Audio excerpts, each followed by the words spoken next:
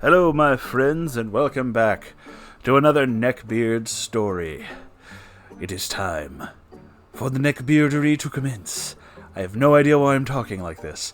I'm in a very weird mood tonight. Giggling at nonsense, singing the theme song for Shaft for some reason. The usual. A story from Reddit user Unusually Alice. Hi, Alice. Pissbeard. Oh. I'm already worried about this one. Hey, Moonhorse. Hey, Alice. How you doing, huh? I want to say I really enjoy your narration, and listening to you has become somewhat of a nightly routine for me. Well, thank you very much, and I'm happy that you enjoy it. Below is my story of my encounters with Pissbeard. Everything about that worries me. This situation hardly involved me, but I did encounter this individual and the happenings associated with it. I'll start by saying that I go by Alice. I'm in Ontario, Canada. Lucky. My friends involved are Lasercat and Toxic. Okay, wait.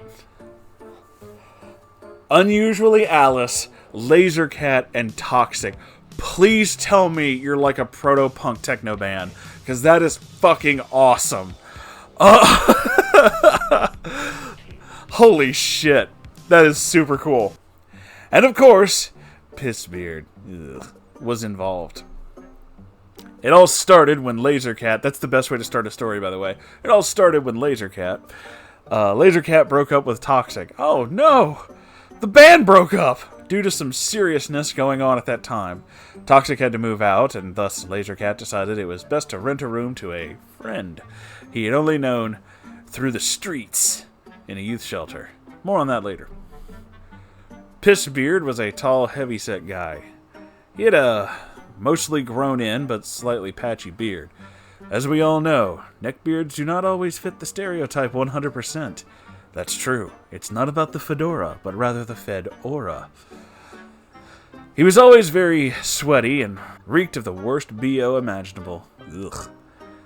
He drank a lot of pop, or soda if you prefer to call it that, and was addicted to online gaming on the Nintendo Switch. His clothes were always stained, and something about him was just really weird feeling. I got a weirdy feeling, Batman. Essentially, what I heard from Lasercat was that Pissbeard had to move out from his mother's home for reasons unclear. Eventually, he'd give us a story, but little did we know we would discover the real reason. His story was that she was renting to someone else, but he never gave a reason as to why. So Pissbeard moves in. First thing Lasercat noticed was, even though he's very nice, his odor's very unpleasant. He just figured that moving had made him sweaty and deodorant was failing. Something like that. As time went on, it became apparent how he rarely left his room to go to work. We noticed that his habits outside of his room were a little uncleanly. And knowing what was said to me before about Lasercat's past experiences with him, Lasercat and Toxic really needed to see his living conditions. A little bit of backstory on old Pissbeard here. In the youth shelter, his room was full of crap. He eventually got kicked out, and Lasercat helped him clean out the room. They pulled dozens of piss-filled bottles. Oh, God. And then something extremely terrible. A cum-stained baby car seat. That's right. Jizz stains all over it. Okay. What the fuck? What the fuck? No. Red flags all over the fucking grid on that one. Needless to say, knowing all this, they had a very bad feeling. They went into that room, and we all saw that not only was it utterly trash, but there were definitely bottles. 2-liter effing bottles. Many of them. Filled with piss. He would later claim that it was just rotten juice, but yeah, we knew better. Yeah, I bet you did. What the fuck? They spent a long time trying to get him to clean his room, and it was risking their housing, and they didn't want to see the piss bottles again. I don't fucking blame you. That's 10 kinds of disgusting. Later on, the state of the house got worse. They once found a dirty tracksuit with shit stains and shit all in it. Ugh. God. One time I went to use the bathroom after him, and he got shit all over the toilet seat. Okay. That had to be intentional. How? Fucking how? His room really smelled, and it was wafting into the kitchen area. There were food scraps, dishes, piss bottles, and, blood/jizz/piss-stained mattress with no sheet. What the actual fuck? It also reeked of his BO. He got a bit better at hiding the bottles, but not good enough. I also need to mention that he's a pathological liar. He once claimed chickenpox made him immune to shingles, which then also mutated his blood type from O negative to AB. Fucking what? And then other lies I can't remember at the moment, but they were the result of being in denial about his problems. In any case, eventually my friends had had enough and gave him an ultimatum, which later on led them to evicting him. He left a shit ton of garbage behind and dumped some of it in a riverbed nearby. That was my first encounter of an IRL sort of neckbeard.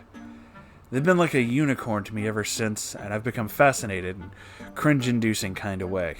Well, first off, let's address the elephant in the room. They've been like a unicorn to you? I take offense to that. I'm the fucking unicorn here, okay? That guy is just fucking disgusting. Like, oh, fucking shit. But I do have one question, and I really hope that you'll follow this up and write another story, Alice. Why did he get evicted from his mother's house? We didn't hear that, or maybe we did, but I don't think we did, and I want to know about that. Also, seriously, Lasercat, Toxic, and Unusually Alice need to be like an awesome techno band. You guys sound fucking cool. I like those names. I'd hang out with you guys. It'd be fucking awesome. So, this guy sounds like he's got some pretty fucking major problems. Like, look, I will say this much. Of all the neckbeards I have known, and I don't know if this is a new thing or what, because I've seen the Neckbeard Nest subreddit and all that other kind of shit that because I follow the weirdest shit on the internet. Come on, it's me, you knew that. And I've never seen the piss bottle thing. Like, I've known a few neckbeards. Oh, absolutely, I have. But that has always been a thing that I've never, I've never seen that. Even Mew, as nasty as his fucking cave was, there was none of that. Like, is that a new thing? I really don't know. I don't know what that means. I'm sure there's like 1,000,001 psychological definitions for it. I just really don't know.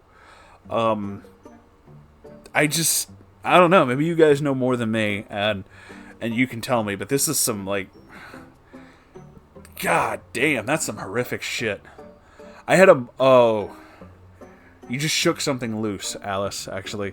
This isn't a run-in with a neckbeard, because I didn't actually, like, encounter them. So the other day, I went to the grocery store. Like, I went with my mom, because my mom needed to get groceries too, so we both went together, fuck it. I love my mom, whatever. And so we're in the store, and the thing you have to understand is, as insanely weird as your friend Moonhorse can be, Moonhorse's mom is right on the same level. So we both have, like, the same horribly weird sense of humor. Like, the same kind of weird shit. So we're in the store and just picking shit out. Like, I found me a big thing of pretzels, and I was like, fuck yeah, pretzels. I love pretzels. Haven't had pretzels in a while. It's one of those things that, like, I crave non-stop for, like, a while, and then just not again for, like, years. I have no idea what that means, but I don't know. I just do. So I'm on a pretzel kick lately, and I want some. So I got some. And whizzing past us, and I mean, like, just clocking it, comes this fucking neckbeard looking guy on one of the little Walmart electric buggy things. He's one of those people that, you know how every now and then you can tell somebody is using those simply because they want to, not because they have to? Granted, there are people who, you know, you may not be able to outwardly see what's wrong with them, and they may need them. I've had to go to the store a couple times with friends who've hurt their ankle, and you can't really tell. But the kind of people that you saw, like, walk across the parking lot and just grab it because they didn't feel like walking anymore, he reminded me of that. This guy has this huge, how did G-Man put it? GBS, the ginger beard syndrome. Nothing else matches. Bright red beard, but, you know, his hair's all brown. Big bald spot right in the top. No fedora, but the fedora was quite strong. Because this guy smelled like he had not put on deodorant in the past 6 years. Like, he whips around us like fucking Fast and the Furious, just Tokyo drifting around the fucking car, just, and he's gone. And as soon as he gets, like, 'cause it's fucking Walmart, they have those long-ass aisles. As soon as he gets, like, 2/3 of the way down the aisle, and the way he whipped around, we were both just like, ah! And I fucking turned to my mom to be like, what the? And as soon as I say, what? The fucking smell hit me. I was just like, oh my god. Like, I have no nose hairs anymore. They're all gone. They just burned them out. And we had to continue down the aisle in that direction. I thought something had just, like, maybe we just caught a whiff of something that had gone bad in the area. But the more we went down the aisle, it was constant. And then he turns one way, we turn the other, and it's gone. The smell is gone. And I was like, was that fucking guy? And it's just like, yeah, I think that was that guy. It's like, bruh, you're in Walmart. Scooter yourself over to the fucking, you know, deodorant section. You need it, dude. You need it. Now, the worst part about this is the same, you know, I don't know everything about his outfit because I really... You know, he's Tokyo drifting. He didn't have time for me to look at him. But I did notice that this man was wearing a shirt with no sleeves. So his big muscle shirt stretched tight over himself. And just zipping around the store on this thing. If you're not going to wear deodorant, probably should at least wear the shirt with the sleeves. Make it a little easier on the rest of us. Don't open air, don't care whenever you're not going to at least put fucking deodorant on, man. Maybe that's just me. You know, but personally, I will never forget that smell. It's burned into my mind forever. It was horrible. Anyway, I hope you enjoyed that little weird story, and I hope you enjoyed this story that our friend Alice wrote us, and it's awesome. So thank you all for watching, and if you'd like to send in your own stories, you can do that by sending it to Moonhorse Stories, r/Moonhorse Stories, rather. And if you'd like to support this show, you can do that too by donating to Patreon or buying a t-shirt or whatever, or do both at the same time because, you know, the cool kids are doing it. And I know what you're thinking. Moonhorse, you almost forgot to do the outro. You're right, I almost did, but I caught it at the last minute. Fucked it up a little bit, but I nailed it. Stuck the landing. Professionalism. I did it. Alright, guys. I love you all, and I'll see you in the next video. Goodbye. I don't know why I'm waving. You can't see me, but bye anyway.